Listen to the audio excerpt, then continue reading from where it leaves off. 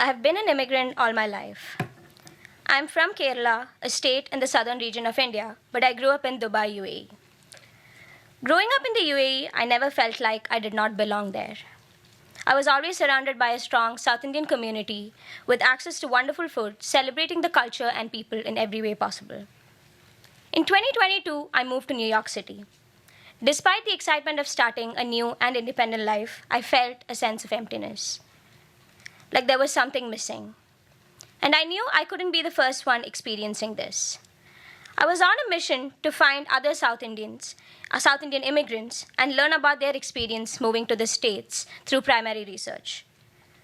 From the interviews, one line in particular stuck with me. I had to give up these little things in terms of food because it was so tough to find it anywhere. So I had to give it all up. The words "I had to give it all up" kept ringing in my head. This sends a message to the individual and the community where you lose a sense of belonging and no longer feel empowered because food is a tool that has the power to serve as a source of identity and national pride within people. Hello everyone, I'm Heba Jaleel, and today I will be presenting my thesis titled "We Too Belong Here, Uniting and Strengthening South Indians Through Community Collaboration." This is a map of India. South India comprises 6 states: Goa, Karnataka, Kerala, Tamil Nadu, Andhra Pradesh, and Telangana, renowned for their diverse art, paintings, classic dance, and rich architectural heritage. Despite this cultural richness, South Indian art remains notably absent from art archiving websites. Harini, a South Indian dancer based in Chicago, talks about how there was no representation for South Indian art in a course that was about Indian art history. This is when I began my thesis journey. I started with an experiment where I asked the question, how can we create a buzz about South Indian culture in New York with low risk and high excitement? After brainstorming for idea, a game sounded like the best approach, which led to the cultural buzzer. It is a gamified initiative sparking conversations about Indian culture, particularly South Indian heritage. As you can see in this image, it has 2 buzzers, the N and S. The N represents North India. You click on it to guess whether an Indian food originates from the northern region, while S signifies South India. Here's a video to help you understand how it works. You search up Indian food on any food delivery app and browse through the restaurants. You start quizzing your friend by asking them to guess if they think a particular restaurant serves North or South Indian food by clicking on the buzzer and see if they get it right.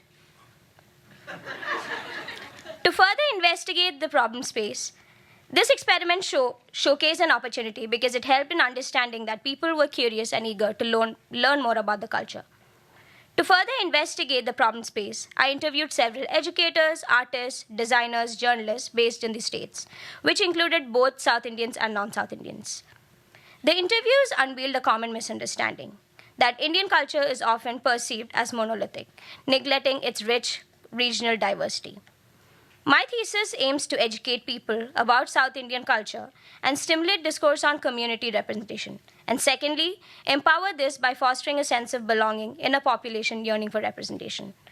Starting with educating non-South Indians. So how can we make learning about new cultures easy and engaging?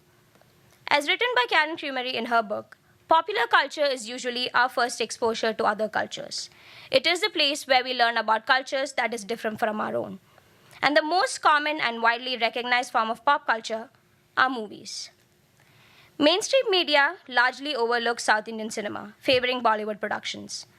Author Alka Kurian talks about how there is a tendency to ignore languages and films that are made in languages other than Hindi, which is the language used in Bollywood.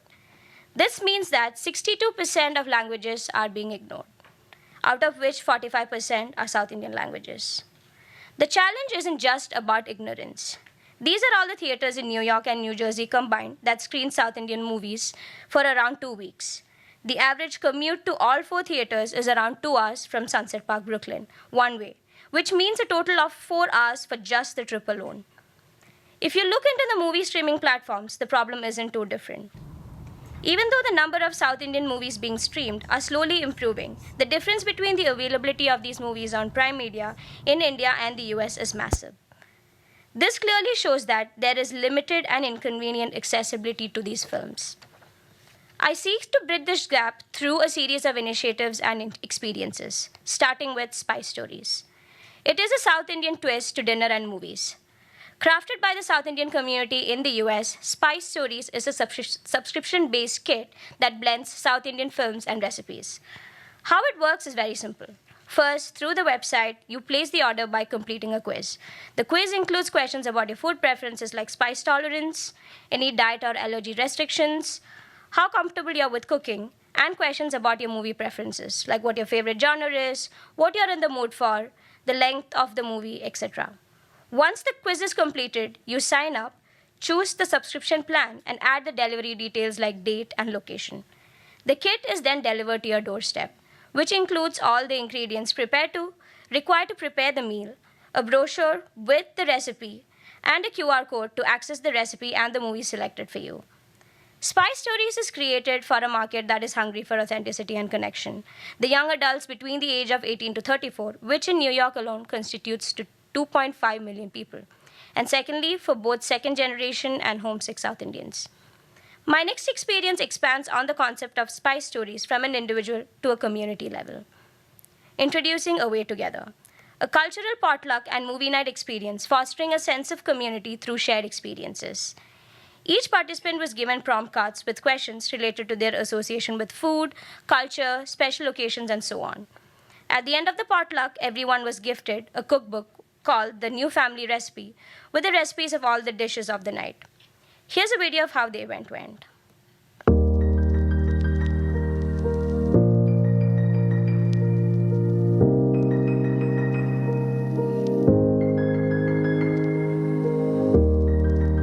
Why did you choose this dish?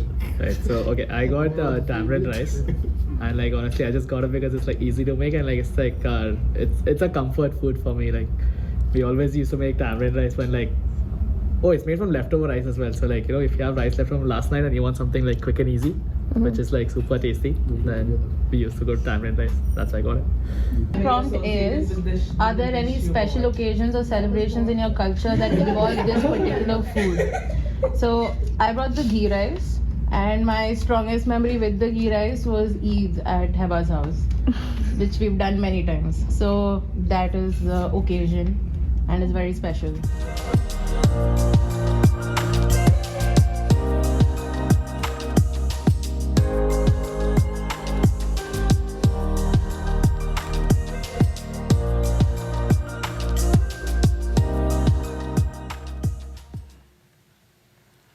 A lot of the participants said that it was an enriching experience for them. Some learnings from A Way Together was that language wasn't really a barrier when it came to the movie. Pretty much all the participants were invested, and it in fact sparked a lot of conversations. And potluck served as a very welcoming environment where people felt safe to try dishes that they weren't familiar with. The idea of how movies sparked conversations intrigued me, and hence I wanted to investigate it further.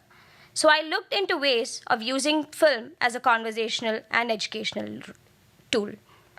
Researching to a greater extent on the representation of South Indian cinema in popular media, I discovered that when a South Indian character is portrayed in Bollywood and Hollywood, it is purely done for comic relief. And this has been going on for decades.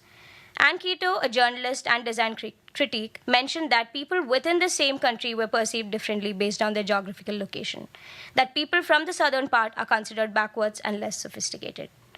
I facilitated a workshop called Lights, Camera, Action to examine this stereotypical pattern. During the workshop, the participants watched a series of clips from popular Bollywood and Hollywood movies and TV shows that portrayed South Indian characters. Each participant was then given a template with questions related to stereotypes, cultural depictions, what elements they found offensive, and what parts they enjoyed. In the end, they were asked to recreate an original scene that was authentic and non-offensive. The co-creation was extremely insightful. One of the participants spoke about how cinema is art and it is something that shouldn't offend anybody. A lot of the participants mentioned how most of the characters were exaggerated, so making them more real and relatable to the audience is something that definitely needs to change. And lastly, the reason why most scenes were offensive or stereotyped was because these are stories written These stories are written by people who have limited knowledge about the South Indian culture. So, why aren't more stories being written by people who understand the culture, which is the South Indian artists and filmmakers? During my conversation with Michael Chung, he spoke about how he has never worked with a South Indian throughout his career. There is a lack of opportunity for South Indian filmmakers because there is no one to represent them in the decision-making process. And so I envision Kala Collective. It is an online platform that connects South Indian artists and filmmakers in the States to support each other, share professional opportunities, and find various collaborative projects. The app has two main features, collaboration and networking. First, let's go through collaboration.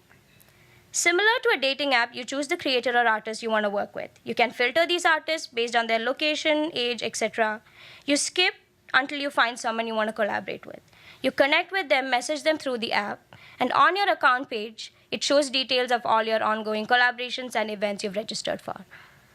Moving to the networking features, it shows a list of all the events that appears or is in your area. You choose the event you like, which provides details of when the event is happening.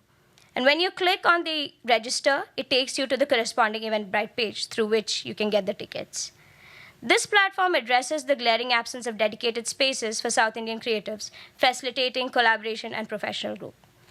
Before I end my presentation, I wanted to mention someone special whom I lost a few years ago, someone who loved food and movies as much as I did. This is for you, Dilip Uncle.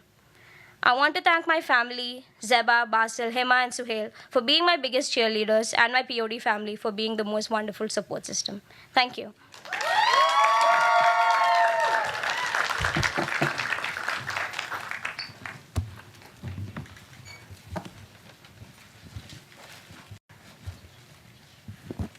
Thank you, Heba. The notion of tying food and movies to design intent is brilliant, and I think just open up all sorts of possibilities to you. But you did design these experiences, so maybe you can tell us a little bit more, maybe about the the Spice Stories. The Away Together. So with Away Together, even though it sounds like a very simple concept in terms of, having like a dinner party where you are having just South Indian food, it's extremely challenging in the city because there aren't a lot of restaurants that really cater to how diverse the food is, like the South Indian food is. So I wanted to change that narrative and sort of with what I was going for, or what my goal with Away Together was to facilitate a space where people have access to these foods. And that was the thought process behind giving away the recipe books as well, so that people have access to these food and the recipes and sort of start a conversation about this problem. Right, and that's in the middle. You really ladder up from designing for the individual or maybe a couple, sort of the movie night, the Spice Stories, through the group, all the way to community, where you are connecting up community in the movie-making business. I do want to ask, so you had opened and talked about how you had felt this emptiness when you started. So are you feeling a fullness now? Or maybe you can tell us a little bit about the 2 years and how you're sort of leaving this experience of moving to New York and going to grad school. I think with this thesis, I was not only able to find a community, but also create a community here. I think what I consider a success is that I was able to share this culture, the traditions, the festivals with people here. And I think the biggest success was that someone who was a non-South Indian was able to cook something, a South Indian food. So I think that is itself shows that, this is possible, and that if you just start having these conversations, this is something that could be changed for sure. There is so much community and so much delight in your work. Thank you. Thank you so much.